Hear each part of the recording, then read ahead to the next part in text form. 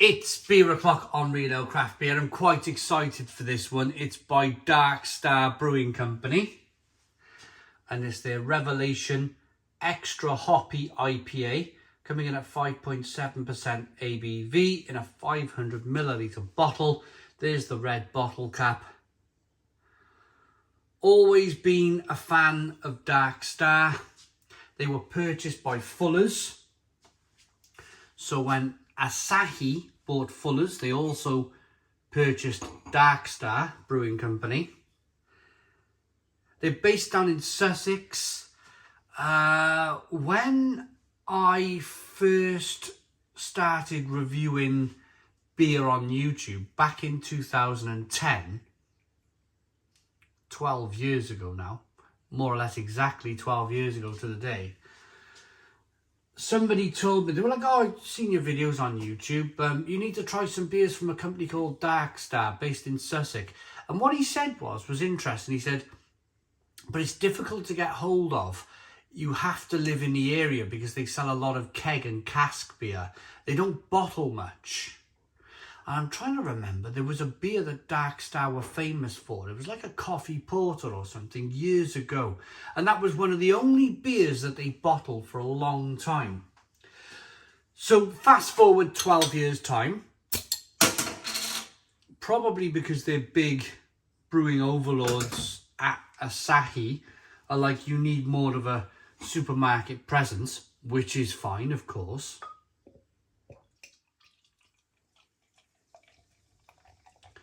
They've started putting beers in places like Waitrose, where I bought this. I like the futuristic labelling as well now. I also like the fact that they've gone with a futuristic label, but they put the beer in a bottle. I've just reviewed 3 beers previous to this one, and they've all been in a can. I'll show you 2 of them. There's one, there's another one.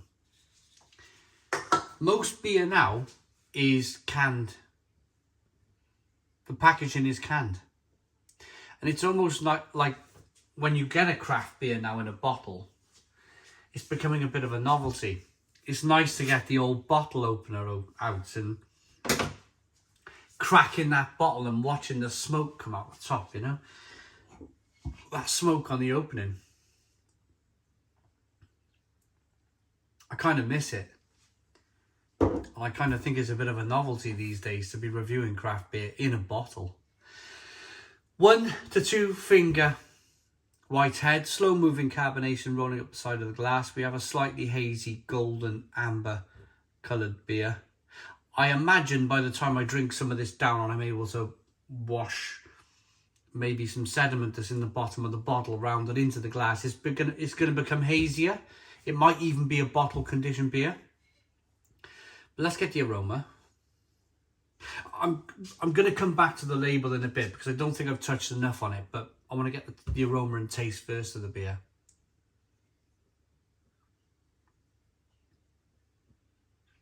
Yeah, and this has got the aroma of 2006 all over it as well. 2006, 2010.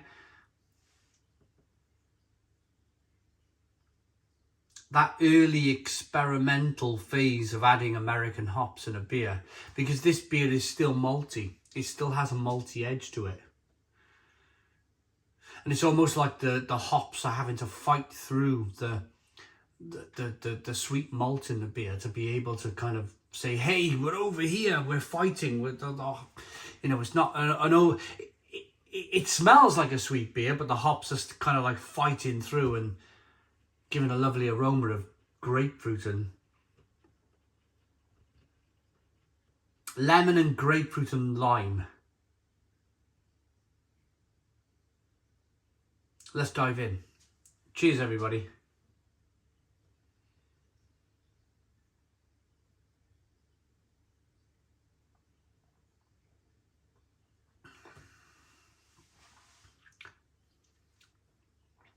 Beautifully balanced beer. Beautifully balanced beer straight away.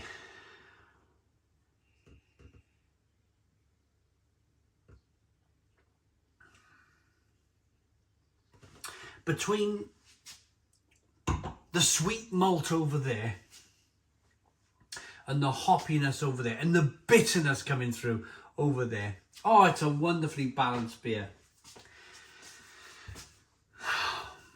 I've got my mojo. I never lost my mojo completely, but I've reviewed that many beers over the years now, over 7,000, that naturally, whenever you do something for so long, you know, naturally your mind tries to make it become the norm. And it's a constant fight, a constant battle to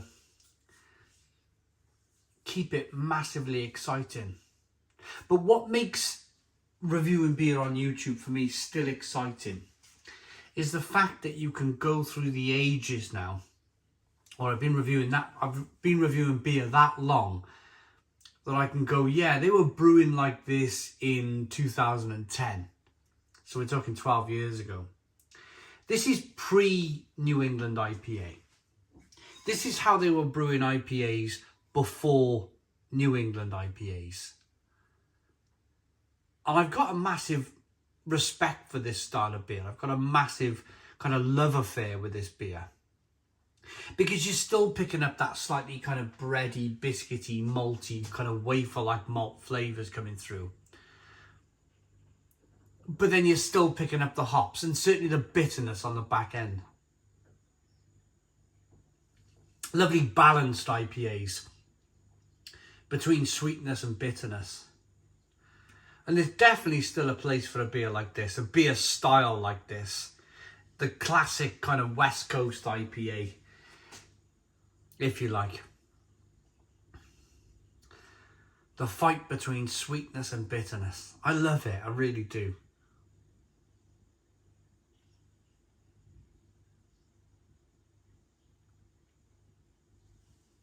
Right, are we indeed drinking a bottle conditioned beer? Unfiltered beer. It's definitely unfiltered. Micro, you might see a little bit of micro sediment in there. Not too much. But the flavours are definitely orange peel, fleshy blood orange, pithy peel, pithy lemon peel, pithy orange peel, grapefruit peel flavours coming through on the back end. Blimmin' door knock, frightened the life out of me. Right, I'm ready to wrap this up. I was in the moment with this beer, and the moment's been ruined. I think the long and short story of all of this is that I'm still massively passionate about beer. Massively passionate about beer styles. And I'm more or less celebrating 12 years on YouTube as we speak, as we're doing this beer review. So, I promised to talk about the label very quickly.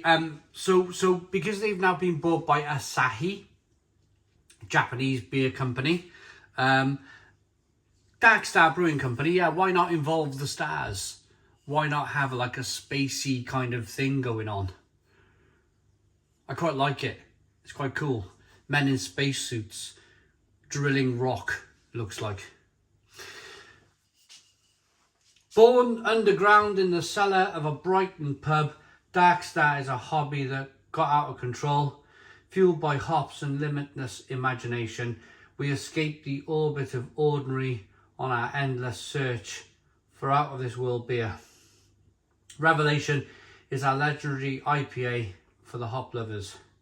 Citrusy American hops added by the sackful and dry hop with the hop rocket to boost flavour. A stellar adventure. Love it.